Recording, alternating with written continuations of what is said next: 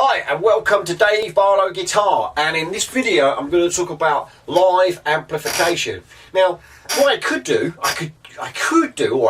done is I could have sorry, I got a squeaky chair, sorry about this.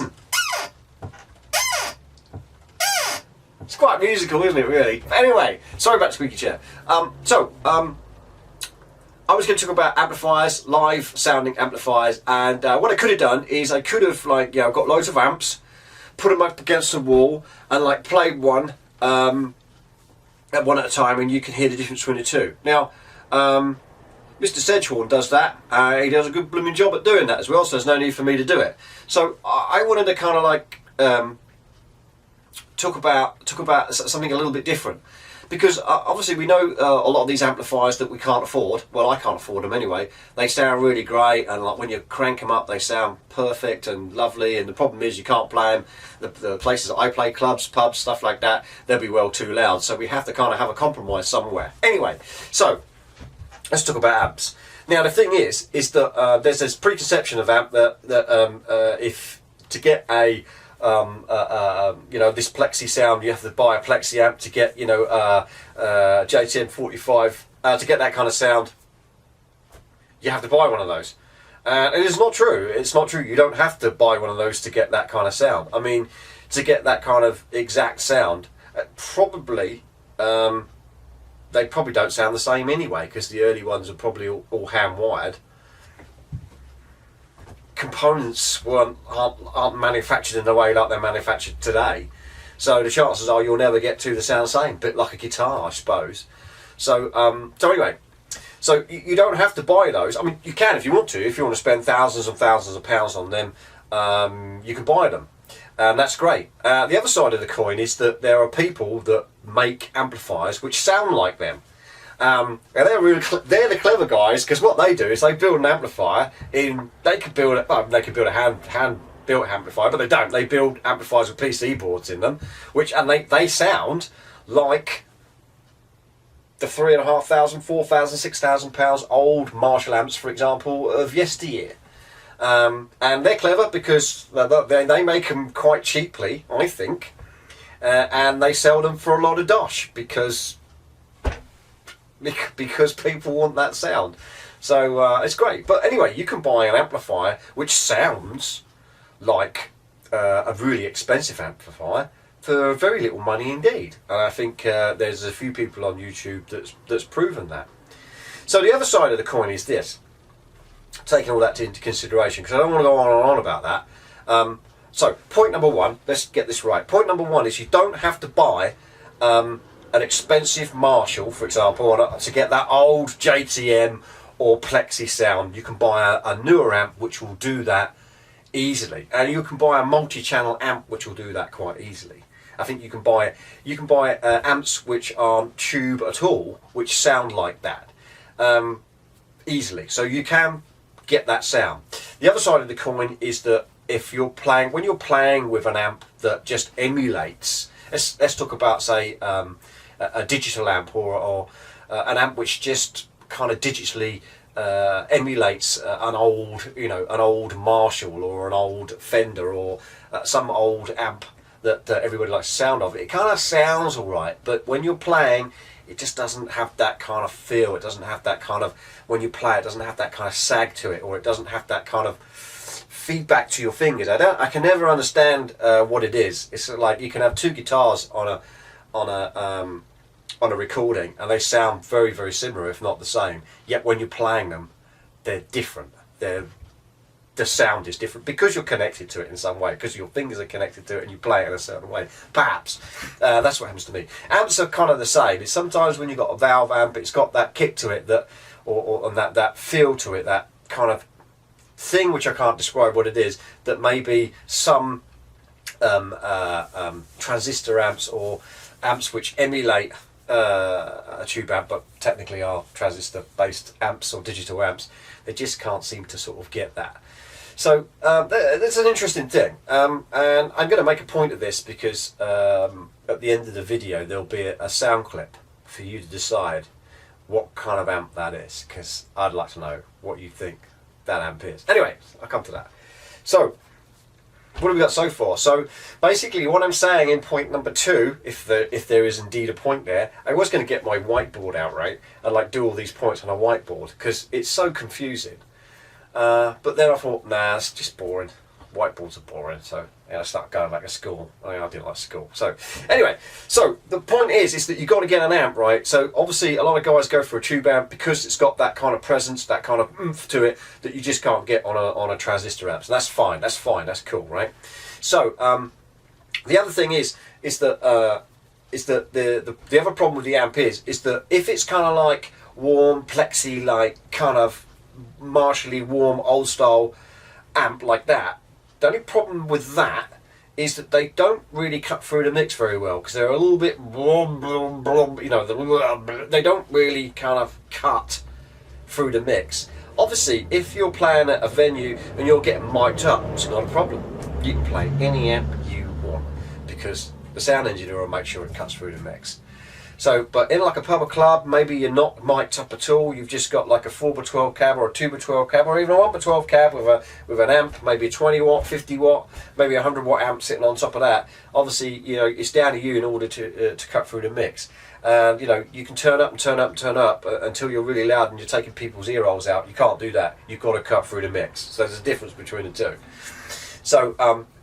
So your choice of amplifier has now, you know, just there's not much of a choice now. So the other thing I found is that like 20 watt amplifiers sound great. They sound fantastic because they're at the end of they're right at the end of it. You're right in the sweet spot of the amp, really pushing them power tubes pretty hard. A lot of people don't realise that you know, the whole Marshall sound, for example, was the power tubes being pushed into distortion or overdrive or so far that they're creating that distorted tone. The preamp's not got a lot of distorted tone to it. Generally, it's all in the power stage of the amplifier. So, like, you know, the classic example of that would be Angus Young, AC/DC. His sound is basically not preamp gain, preamp overdrive, preamp distortion. His gain is power amp distortion. In order to get that, you couldn't do that in a pub or a club because you'll just take everybody's heads off. So what they do is they get a 20 watt amplifier, which is a good idea. To a degree, it's a good idea. You get a 20 watt amplifier, you stick it on top of your 2x12, you crank it out, and people go, "Oh yeah, that's great. We can just about hear you." Just about hear you. And when you step on that Ibanez tube screamer, just to boost, or that boost pedal, just to boost it just that little bit, just that little bit, just so you can get your solo out there and people can hear your solo. What happens? Nothing. It just goes more. It doesn't do anything because you're hitting. There's no headroom. There's no more left in amp. You cannot push that amp any further. It won't give you any more.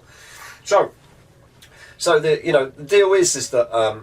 I noticed that some amplifiers, so you need a bigger amplifier. So some amplifiers will run, you can get them at 30 watt, 40 watt, 50 watt, 60 watt, and so on and so forth. I'm not saying that you should, you know, listen to what I'm saying, but I'm just telling you that in order to cut through the mix, a 20 watt amp probably for a rock band isn't going to do it. It just isn't going to do it. I mean, you'll get a lovely sound from the thing, but it won't. Nobody will hear it. The other point is that. In the early days, I used to use a completely transistorized setup, and it sounded great.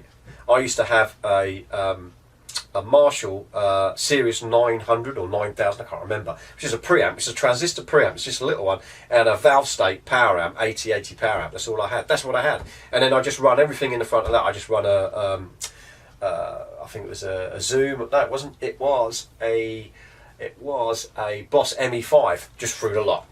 That's it. That's all I used to use, and that used to work great. Nobody was none the wiser. Everybody thought I had a normal valve set up. Like nobody said, "Oh, your sound's great. Sounds really, really good." We used to do hair metal and stuff like that then, so it's kind of easy to get away with. Yeah, 2 4x12 cabinets, not one, 2 4x12 cabinets. It was great. It was great, and I played everywhere with that, all over the UK with that, including the Marquee Club, I might add, and. So yeah, and it was a great rig, but people don't know. People don't notice.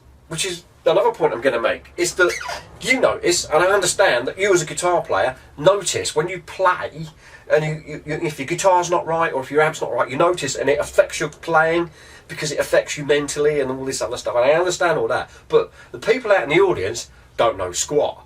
They won't know the difference if you had a 200 watt transistorized Marshall kind of pig nose kind of MG15 setup sound compared to a full-on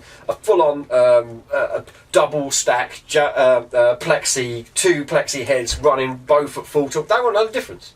They won't know the difference.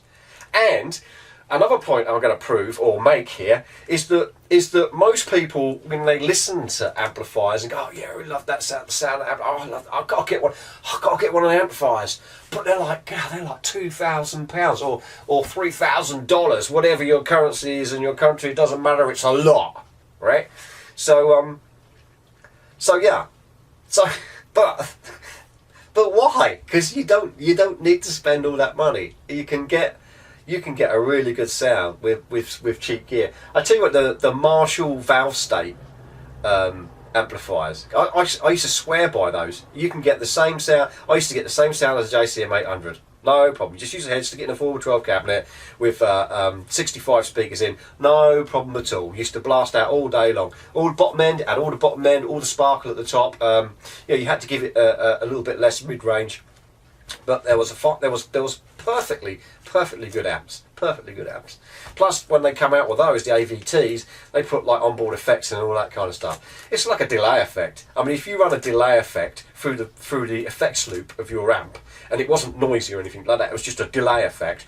Will anybody know the difference live? I'm talking about, not in the studio. Will anybody know the difference between a $300 or £300 delay pedal or a $60 delay pedal? They won't know the difference. They won't hear the difference. You might feel the difference, but at the end of the day, they won't feel the difference. They're the people that come to watch you, I suppose. So, for me, it's like, when I look at stuff like that, it's sort of like, do I need to spend that amount of money to get that kind of sound? No, perhaps not. Anyway, I'm going to leave you with a sound bite. I know I've ranted on a bit, but this is kind of an important point. And I'm not ranting on a bit so I can tell you what I think, because that's not the point of this video. The point of this video is I want to know what you think. I want to know what you think about your amplifier, whether you're happy with your amplifier, and if you could change anything about that amplifier, anything you want about the amplifier, what would it be? And maybe it's a stupid question, but I never see amp manufacturers ask this. I never get. I was at the shop. I'm going to say who it was, and they had an amplifier, and they were going, "Oh yeah, we got some guys come and do some metal, with this amplifier." And this amplifier was like 7 or 8 watts, and I go, "Mate, that ain't going to be loud enough. That's not loud enough." And he kind of winked at me and goes, "It will be." And I'm going, "Well, it's not. It's 8 watts. It's not loud enough, dude. You're going to go out to a pub. Even if you go to a pub gig, yeah, if you mic it up, it's fine. If you go to a pub gig and you play it in a pub without being mic'd up, and you're doing like heavy metal, so you're pushing that amp to its limits. 8 watts ain't gonna cut. It ain't gonna cut. It ain't gonna happen. Anyway, so the thing is, I want to know why amp manufacturers don't ask people, or even the users of their amplifiers, what they think about their amplifiers, or what they think they need about their amplifiers. Maybe they'd be surprised, maybe it'd be too difficult for them to do. I don't know. But this video is kind of about that. Anyhow, I have made a sound clip of me playing a guitar through an amplifier. And the thing is, I want you to tell me what amplifier you think it is, because it's part of this video thing. And I will tell you in the next video what it is. But you guess what it is. After you've guessed, I want you to tell me about your amplifier. What you want in your amplifier, what you think your amplifier should be or sound like or do, how many channels it should have it have inbuilt effects, etc, etc, etc. Let me know, and I'll catch you later.